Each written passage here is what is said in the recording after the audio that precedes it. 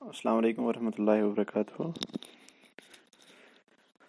आज एक्सरसाइज जो 9.1 कर रहे थे हम उसी का और एक क्वेश्चन करने जा रहे हैं, ठीक है। लेकिन क्वेश्चन करने से पहले आप लोग को ये बताना ज़रूरी समझता हूँ कि क्वेश्चन करने से पहले क्वेश्चन का सोल्यूशन करने से पहले क्वेश्चन की डायग्राम समझ आनी चाहिए, ठीक है। तो चलिए देखते हैं जो हमारा नेक्स्ट क्वेश्चन है, क्वेश्चन नंबर 10, राइट। तो क्वेश्चन नंबर 10 क्या है? Two poles of equal height are standing opposite each other on one either side of the road which is 80 meter wide. From a point between them on the road, the angle of elevation of the top of the poles are 60 degree and 30 degree respectively. Find the height of the poles and the distance of the points from the poles. So question है, two poles of equal height are standing opposite each other on either sides of the road. तो two poles है जिनकी height equal है, two poles हैं जिनकी height equal है, जो खड़े हुए हैं रोड के दोनों साइड में, ठीक है, लेकिन वो आपस में अपोजिट है। और जो उनके बीच में रोड है वो 80 मीटर वाइड है। From a point between on the road, और उस रोड पे एक पॉइंट है। The angle of elevation of the top of the poles are 60 degree and 30 degree.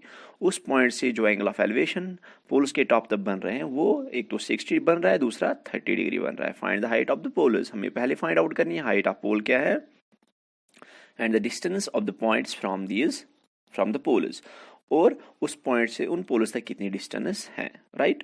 तो पहले सबसे हम क्या काम करेंगे। सपोज हम ये एक रोड लेते हैं, ठीक है।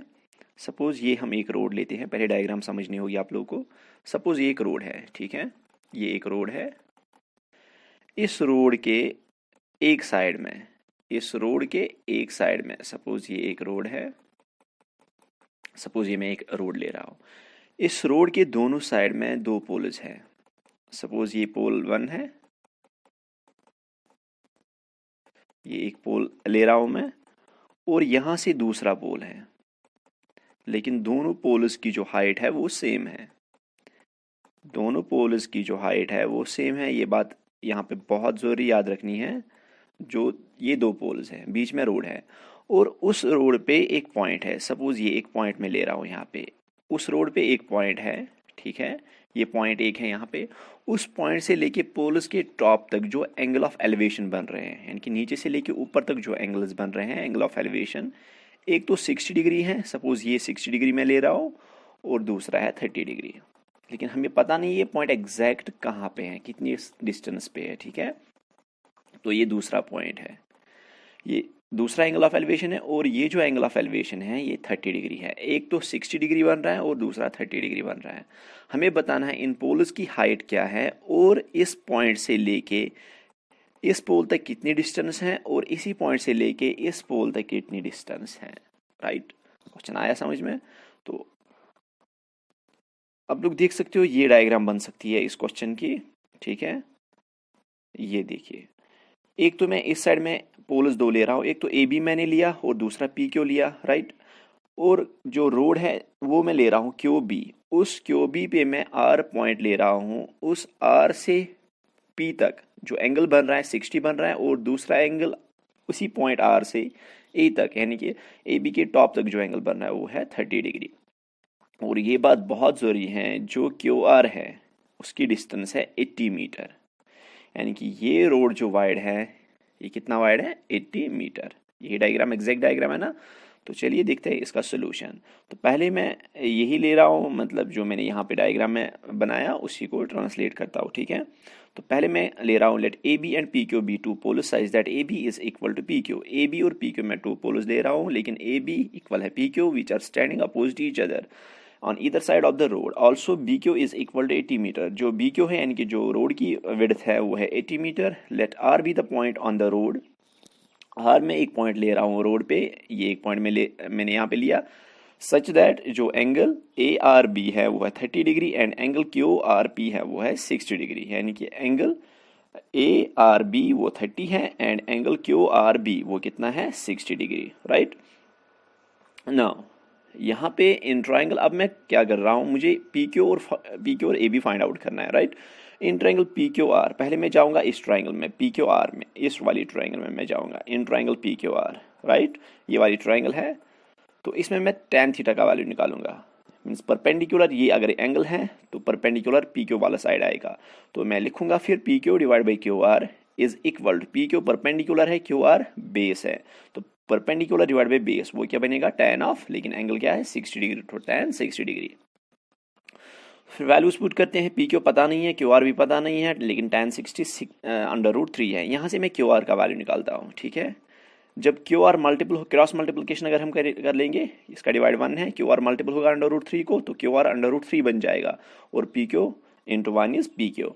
तो मुझे क्यू आर का वैल्यू निकालना है, तो क्या बनेगा क्यू आर का value, P Q divide by under root 3, which implies Q R is equal to P Q divide by under root 3।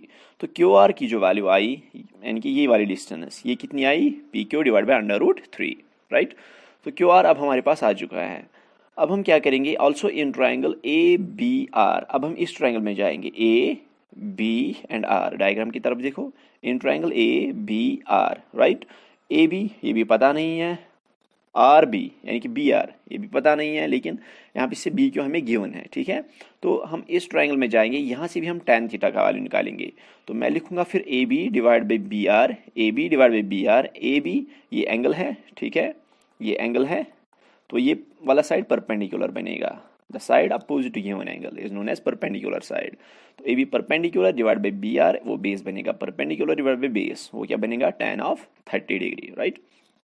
Values put करते हैं, ये जो ए बी है, ए बी को मैं ए बी ही रखूंगा, लेकिन बी आर का वैल्यू मैं चेंज करूंगा। जो बी आर है, बी आर को मैं लिख सकता हूँ बी आर, यानी कि डिस्टेंस हमारे पास ये है बी आर, रेड डॉट से मैं डिस्टेंस ड्रॉ कर रहा हूँ, ठीक है, ये डिस्टेंस हमारे पास बी आर है, लेकिन इस बी आर को मैं लिखूंगा B Q minus Q R, whole distance B Q minus Q R, right. तो फिर आएगा ए बी को मैंने ऐसे ही लिखा divide by B R, B R को मैंने क्या लिखा, B Q minus Q R, diagram से आप लोग चेक कर सकते हो, is equal tan of 30, tan 30 is 1 divide by under root of 3, right. तो अब क्रॉस मल्टीप्लिकेशन कर लेते हैं, ठीक है। तो अंडर रूट 3 होगा मल्टीपल ए बी को, तो A B under root 3 A B बन जाएगा, और B Q minus Q R multiple हो जाएगा 1 को, तो B Q minus Q R बन जाएगा, राइट। यहाँ से जो बी क्यू है या क्यू आर जो है, हाँ देखो ये अंडर रूट 3 ए बी बना is equal to B Q, B Q को मैंने बी क्यू ही रखा, लेकिन ये जो क्यू आर है ये वाला, इसका वैल्यू हमारे पास आ चुका है। ये वैल्यू कौन सा है हमें, क्यू आर, ये वाला वैल्यू जो ऊपर आ चुका है हमें क्यू आर का वैल्यू, ये हम पुट करेंगे इसमें। In place of Q R I will substitute the value as P Q divide by under root 3, तो मैंने लिखा P Q divide by under root 3, लेकिन ये वैल्यू किसका वैल्यू था, क्यू आर का वैल्यू, क्यू आर का वैल्यू मैंने यहाँ पे सब्स्टिट्यूट किया। अब मैं लिख सकता हूँ under root 3 A B minus P Q divide by under root 3 is equal to B Q, यानी कि इस P Q divide by under root 3 ये माइनस था यहाँ पे, जब मैंने इसको शिफ्ट किया इस साइड में तो ये प्लस बना, और यहाँ से बी क्यू, ठीक है। तो यहाँ पे अब क्या करेंगे, क्रॉस मल्टीप्लिकेशन करेंगे, अंडर रूट 3 होगा multiple under root 3 A B को, इसका डिवाइड कुछ नहीं है, तो इसका डिवाइड क्या लिख सकते हैं हम, 1 लिख सकते हैं। क्रॉस मल्टीप्लिकेशन कर लो, under root 3 into under root 3 is under root 3 का होल स्क्वायर, तो 3 बचेगा वहाँ पे, क्यों स्क्वायर रूट कैंसिल आउट हुआ, तो क्या आएगा 3 A B plus P Q into 1 is P Q divide by under root 3, तो यहाँ पे आया 3 A B plus P Q divide by under root 3 is equal to P Q. लेकिन ये जो बी क्यू है, बी क्यू की distance क्या है, जो बी क्यू है, बी क्यू की डिस्टेंस है 80 मीटर, राइट। तो अब हमारे पास है that is 3ab plus P Q divide by under root 3 is equal to 80, right. But ये जो ab है, जो ab का वैल्यू है, ab ये क्या है, ab is the height of pole, but ये जो दोनों पोल्स हैं इनकी हाइट इक्वल है, but ab is equal to P Q, क्योंकि ab पहले मैंने मेंशन किया है, ab किसके इक्वल है, पी क्यू के इक्वल, राइट।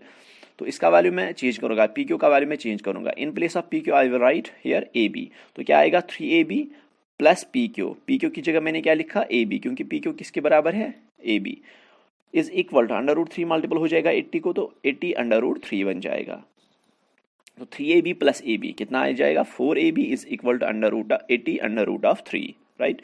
तो ab का वैल्यू क्या आएगा, 80 अंडर रूट 3 डिवाइड बाई 4, 4 1 ज़ार 4, 4 2 ज़ार 8, तो 20 अंडर रूट 3 बन जाएगा, ठीक है।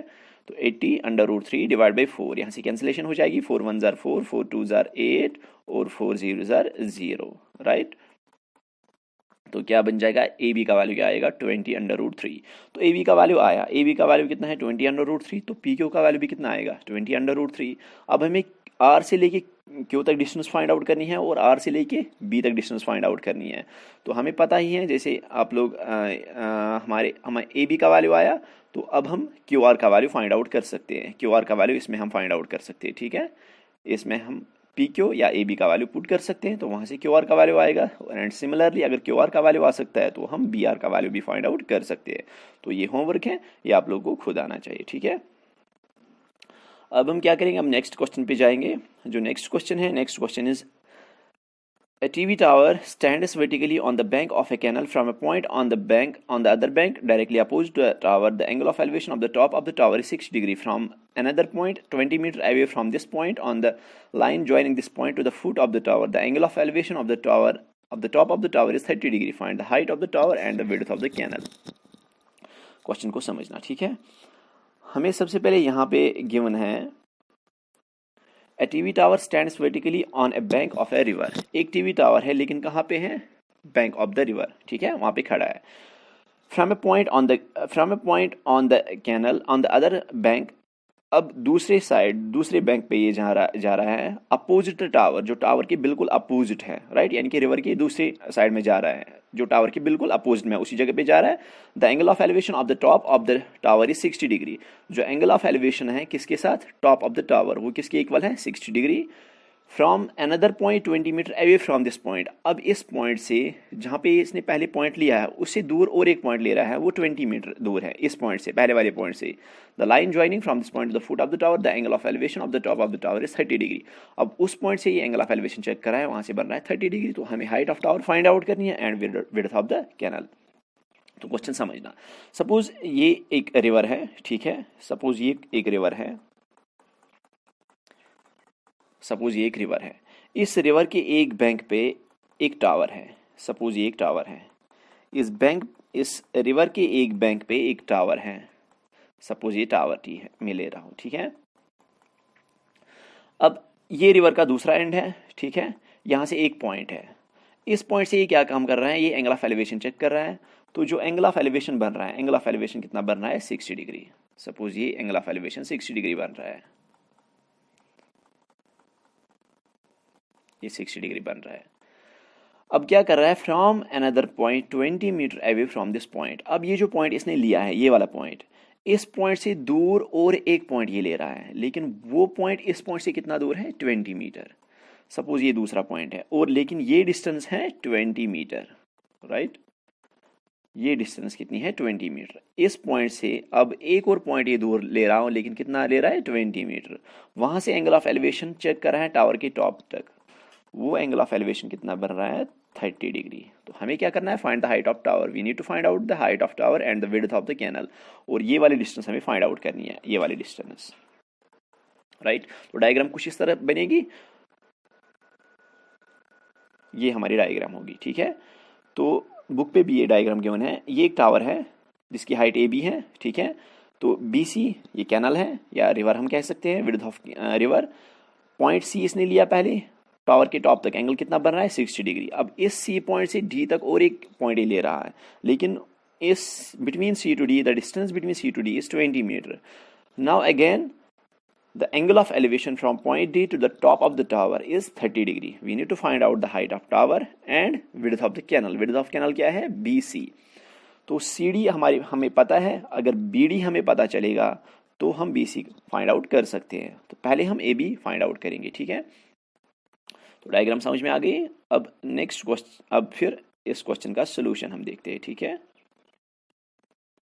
चलिए, let AB be the tower which stands vertically on the bank of the river. Let C be the point on the other side of the river directly opposite the tower such that angle ACB is equal to 60 degree and D be another point which is 20 meter away from C such that angle ADB is equal to 30 degree. तो जो कुछ मैंने अभी तक बोला उसी को मैंने ट्रांसलेट किया, ठीक है। अब हम जाएंगे ट्राइंगल में, ठीक है। नाउ इन ट्राइंगल ABC, पहले मैं इस ट्राइंगल में जाऊंगा, in triangle AB and C, इस वाली ट्राइंगल में मैं जाऊंगा, ठीक है। जो ये वाली ट्राइंगल है इसमें क्या करेंगे, again AB divide by BC, तो ये एंगल है, ठीक है, एंगल सी गिवन एंगल है तो ए बी परपेंडिकुलर आएगा, तो ए बी वाला साइड परपेंडिकुलर बन जाएगा। अगर ए बी परपेंडिकुलर बनेगा, बी सी क्या बनेगा, बेस, तो A B divide by B C मैं लिख सकता हूँ tan ऑफ 60।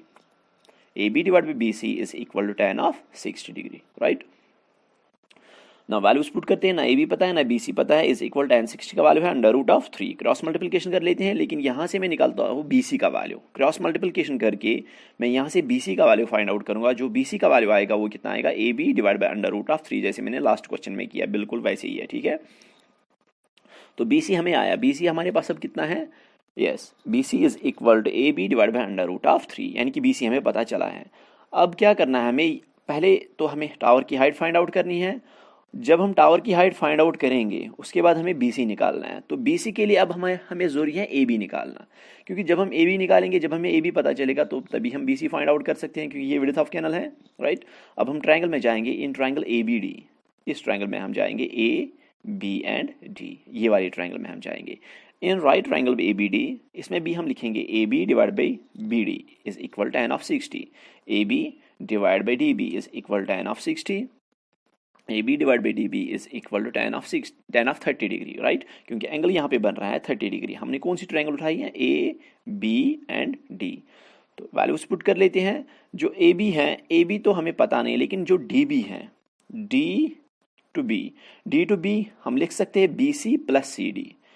डिस्टेंस ये है from point D to point B, ये दो पार्ट्स में डिवाइड हो चुका है, तो इस बी डी को हम लिख सकते हैं B C plus C D. तो A B divide by B C plus C D is equal tan 30 is 1 divide by under root of 3। Cross multiplication कर लो तो यहाँ पे आ जाएगा A B under root 3 is equal to B C plus C D. लेकिन B C का value हमें पता है, ठीक है ना। बी सी का वैल्यू कितना है हमारे पास, पहले ही आ चुका है, A B divide by under root of 3। इस बी सी का वैल्यू हम सब्स्टिट्यूट कर लेंगे यहाँ पे, ठीक है। तो क्या बन जाएगा, A B is equal to B C plus C D divide by under root of 3, यानी कि ये अंडर रूट 3 मैंने इस साइड में मैं इस साइड में लेके आया तो ये डिवाइड हो गया, ठीक है।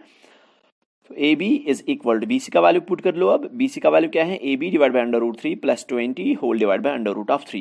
बस क्रॉस मल्टीप्लिकेशन करना है यहाँ पे। ये अंडर रूट 3 जो है, अब क्रॉस मल्टीप्लिकेशन ऊपर कर लेंगे पहले, ए बी मल्टीपल होगा 1 को तो ए बी बनेगा under root 3 into 20 is 20 under root 3 divide by under root of 3। तो कुछ इस तरह बनेगा हमारा जो नेक्स्ट स्टेप है, A B is equal to A B plus 20 under root 3 divide by under root 3 whole divide by under root 3, क्योंकि ये अपना इसका डिवाइड है अंडर रूट 3, ठीक है। तो अब हमारे पास जो क्वेश्चन है, दैट इज ये वाला स्टेप है हमारे पास। ये जो यहाँ पे अंडर रूट 3 है, ये भी अब डिनोमिनेटर में आ जाएगा, ठीक है। दोनों डिनोमिनेटर में आ जाएंगे तो ए बी किसके इक्वल आएगा, A B plus 20 under root 3 divide by under root 3 into under root 3। Under root 3 into under root 3 क्या बन जाएगा, अंडर रूट 3 का whole square. Square under root cancel out तो 3 सिंपली बचेगा यहाँ पे। तो ए बी किसके इक्वल आएगा, A B plus 20 under root 3 divide by 3, right. तो यहाँ पे फिर बनेगा क्रॉस मल्टीप्लिकेशन, अगेन हम कर लेते हैं, इसका डिवाइड 1 है तो 3 मल्टीपल हो जाएगा ए बी को, तो 3 ए बी बन जाएगा। यहाँ से बनेगा A B plus 20 under root 3। यहाँ पे ये ए बी है, उसको शिफ्ट कर लेते हैं इस साइड में, तो ये माइनस ए बी बनेगा। तो क्या बचेगा यहाँ पे, 3 A B minus A B is equal to, इस साइड में बचेगा 20 under root of 3। 3 A B minus A B वो क्या बनेगा, 2 A B is equal to 20 under root of 3। A B का वैल्यू फाइंड आउट करना है हमें, क्योंकि height of tower find out करनी है, तो इस 2 को हम शिफ्ट करेंगे इस साइड में, तो ये डिवाइड हो जाएगा। तो ए बी क्या बनेगा, 10 divide by 10 under root of 3, क्योंकि जब हम 2 डिवाइड करेंगे तो 2 10 20 बनेगा। तो ए बी किसके इक्वल आया, 10 अंडर रूट ऑफ 3। अब हमें ए बी आ चुका है, ए बी हमारे पास कितना है, 10 अंडर रूट ऑफ 3। अब हमें क्या निकालना है, बी सी, राइट। तो बी सी का वैल्यू, जब मैंने बी सी का वैल्यू निकाला था लास्ट स्टेप में, कुछ स्टेप्स पहले, तो वहाँ से उस पार्ट में ए बी था, उसमें ए बी का वैल्यू पुट करो तो वहाँ से सिंपली हमें बी सी आएगा, ठीक है। अब नेक्स्ट क्वेश्चन पे जाएंगे। जो नेक्स्ट क्वेश्चन है क्वेश्चन नंबर 12, बहुत ही अच्छा क्वेश्चन है।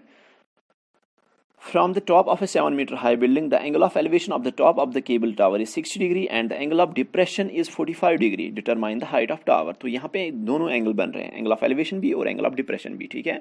तो एंगल ऑफ एलिवेशन और एंगल ऑफ डिप्रेशन, इनके बीच में डिफरेंस आप लोगों को पता होनी चाहिए, ठीक है। जब हम ऊपर की तरफ देखते हैं तो एंगल ऑफ एलिवेशन बनता है, जब ऊपर से नीचे की तरफ हम देखते हैं तो एंगल ऑफ एलिवेशन बनता है। लेकिन एंगल ऑफ एलिवेशन किसके साथ बनता है, जिसपे नज़र पड़ती है उसके साथ, एंड बिटवीन जो आई साइड है, ठीक है। तो सबसे पहले इसका सोल्यूशन, राइट। पहले डायग्राम समझते हैं, ठीक है। From a top of a 7 metre high building, एक 7 मीटर हाई बिल्डिंग है, एक बिल्डिंग है जिसकी हाइट 7 मीटर है। The angle of elevation of the top of the cable tower is 60 degree. हमें यहाँ से समझ आ रहा है, एक साइड में बिल्डिंग है और दूसरे साइड में केबल टावर है, ठीक है। बिल्डिंग बड़ी होगी या केबल टावर बड़ा होगा? सिंपली केबल टावर बड़ा होगा। तो सपोज ये एक केबल टावर है, सपोज ये एक केबल टावर है।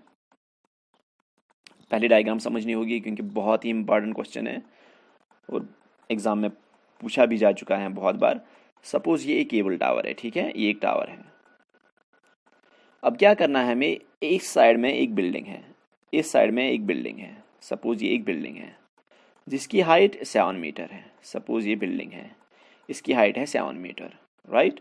सपोज ये बेस में ले रहा हूँ, let this be the base. Base पे एक केबल टावर और बिल्डिंग खड़ी है, लेकिन बिल्डिंग की हाइट कितनी है? 7 मीटर। ये 7 मीटर है, राइट। ये बिल्डिंग है और ये केबल टावर है। From the top of a 7 metre high building, जो बिल्डिंग है उसका जो टॉप है, मीन्स ये वाला point, right. The angle of elevation of the top of the cable tower, angle of elevation बन रहा है, लेकिन कहाँ से? केबल टावर के टॉप तक। कितना बन रहा है? 60 डिग्री। तो यहाँ से ये नजर डाल रहा है, केबल टावर के टॉप तक जो एंगल बन रहा है वो कितना बन रहा है? 60 डिग्री। जो बिल्डिंग का टॉप है, कहाँ तक एंगल बन रहा है? बिल्डिंग के टॉप से केबल टावर के टॉप तक कितना एंगल बन रहा है? 60 डिग्री। तो 60 डिग्री ये जो एंगल ऑफ एलिवेशन बन रहा है, ये किसके बीच में बन रहा है? उस पॉइंट तक जहां पे हमने नजर डाली है and between our eye sight, right. तो ये एंगल ऑफ एलिवेशन, ये वाला एंगल ऑफ एलिवेशन, ये कितना है? ये 60 डिग्री है, right. And the angle of depression is 45 degree. Angle of depression यानी कि इसी पॉइंट से एंगल ऑफ डिप्रेशन भी बन रहा है। एंगल ऑफ डिप्रेशन ये वाला हो गया, ठीक है, समझना होगा आप लोग को। यहाँ पे एंगल ऑफ डिप्रेशन ये वाला हो गया, ये एंगल ऑफ डिप्रेशन है, मीन्स ये वाला एंगल। ये वाला एंगल कितना बन रहा है? 45। ये 45 एंगल है, एंगल ऑफ डिप्रेशन ये है, ये 45 है, राइट। और ये एंगल था 60 डिग्री। मेरी बात समझ में आ रही है?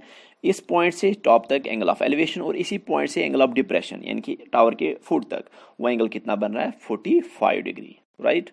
अब हम क्या करेंगे, अगर ये एंगल 45 है तो ये एंगल कितना होगा? ये भी 45 होगा, because they are interior alternate angles. ये भी 45 आएगा। आप लोग देख सकते हो इंटीरियर ऑल्टरनेट एंगल्स है कि नहीं है, क्योंकि ये भी हॉरिजॉन्टल लाइन है और ये भी हॉरिजॉन्टल लाइन है, मीन्स दोनों हॉरिजॉन्टल लाइंस हैं, तो पैरेलल बन जाएगी, ठीक है। और ये लाइन में ट्रांसवर्सल ले रहा हूं, तो ये एंगल अगर 45 डिग्री है, इनका कलर में चेंज कर लेता हूं। ये एंगल, ये वाला एंगल, ये 45 है, तो ये भी 45 बन जाएगा। क्यों? Because they are interior alternate angles, right. तो अगर ये वाला 7 है, ये वाला पोर्शन अगर 7 है, ठीक है, तो ये भी कितना बन जाएगा? ये भी 7 बन जाएगा, मीन्स ये भी 7 बन जाएगा। यहां तक क्लियर? अब हमें फाइंड आउट क्या करना, determine the height of tower. ये टावर है, टावर की ये वाली हाइट हमें पता चल गई, ये कितना है? 7। अब हमें बस ये वाला फाइंड आउट करना है, ये वाली हाइट फाइंड आउट करनी है टावर के लिए, ठीक है। तो कुछ ऐसी डायग्राम बनेगी इस क्वेश्चन में। मैंने यहाँ पे डायग्राम बनाई है, आप लोग डायग्राम चेक कर सकते हो, बिल्कुल ऐसी बन रही है, ठीक है। मैं क्या कर रहा हूँ, ए बी, ये मैं बिल्डिंग ले रहा हूँ और जो सीढ़ी है ये केबल टावर में ले रहा हूँ, ठीक है। अब जो पॉइंट ए से टावर के टॉप तक जो एंगल बन रहा है वो कितना है? 60 degree. And again angle of depression, अब ये जो एंगल बन रहा है ये एंगल ऑफ डिप्रेशन है, ठीक है। ये कितना है? 45। यहाँ पे मैंने अगर ये एंगल 45 है तो ये भी एंगल 45 ही बनेगा, क्योंकि because they are interior alternate angles, right. ये साइड अगर 7 मीटर है तो ये भी 7 मीटर बनेगा, इनकी ईडी भी 7 मीटर बनेगा, ठीक है। लेकिन याद रखना है ए ई परपेंडिकुलर होगा इस सीढ़ी पे। परपेंडिकुलर क्यों होगा? क्योंकि ये आई साइड होती है, ठीक है। डायग्राम समझ में आ गई? तो अब हम इसका सोल्यूशन कर लेते हैं, ठीक है। सोल्यूशन में सबसे पहले हम लेंगे, let A B the building such that A B is equal 7 metre and C D be the cable tower. C D में केबल टावर ले रहा हूँ। Also angle C A E is equal 60 degree. जो angle C A E है वो 60 degree है। And angle E A D, angle E A D ये कितना है? 45 degree. Now from the figure A B is equal to ED is equal to 7 metre. जो A B है वो किसके इक्वल आएगा, ED के, दोनों है 7 मीटर के। Also BD is equal to AE। अब यहाँ पे जो ये बन रहा है BD वाला साइड, यानी कि ये वाला साइड, ये भी किसके इक्वल बनेगा, AE के इक्वल। डायग्राम से आप लोग चेक कर सकते हो बिल्कुल है कि नहीं है, ठीक है। अब मैं ट्रायंगल ले रहा हूँ क्योंकि मुझे CD फाइंड आउट करना है। CD के लिए हमें मुझे ED पता तो चला, लेकिन अब हमें फाइंड आउट करना है CE। तो मैं जाऊँगा इन ट्रायंगल ABD। पहले मैं जाऊँगा ट्रायंगल ABD पे। तो AB ये तो गिवन है, ये एंगल है 45 डिग्री। तो AB क्या बनेगा, अब AB तो परपेंडिकुलर बनेगा, परपेंडिकुलर साइड प्रेजेंट है। When perpendicular side will be present then we have to use given side divide by required side, that is AB divide by DB is equal to, that is AB divide by, that is AB perpendicular divide by BD as base, perpendicular divide by base, that is equal tan of 45 degree. तो AB का value कितना है 7 metre, divide by BD पता नहीं है, is equal tan of 45 का value कितना होता है 1। क्रॉस मल्टीप्लिकेशन कर लो तो BD का वैल्यू कितना बनेगा 7 मीटर। तो अब आप लोग देख सकते हो ये वाला साइड, यानी कि BD वो भी कितना आया 7 मीटर। डायग्राम में देख सकते हो BD का वैल्यू कितना आया 7 मीटर। अगर BD में डायग्राम की तरफ देखो, BD कितना है 7 मीटर। अगर BD 7 मीटर है तो AE कितना बनेगा, AE भी 7 मीटर ही बनेगा, right. Therefore BD is equal to AE is equal to 7 metre. तो AE अब हमारे पास आया है ना। अब हमें फाइंड आउट क्या करना है, CE हमें फाइंड आउट करना है। अब हम किस ट्रायंगल में जाएंगे, अब हम ट्रायंगल में जाएंगे CAE। Now in triangle AEC, right, इस ट्रायंगल में जाएंगे। ये वाला एंगल है, ये 60 डिग्री है, CE परपेंडिकुलर बनेगा। तो CE तो यहाँ पे गिवन ही नहीं है, फिर कौन सी फॉर्मूला यूज होगी, given side divide by, sorry, required side divide by given side. Required side क्या है CE divide by given side हमारे पास अब क्या है AE is equal to perpendicular divide by base, again tan of 60 degree, correct.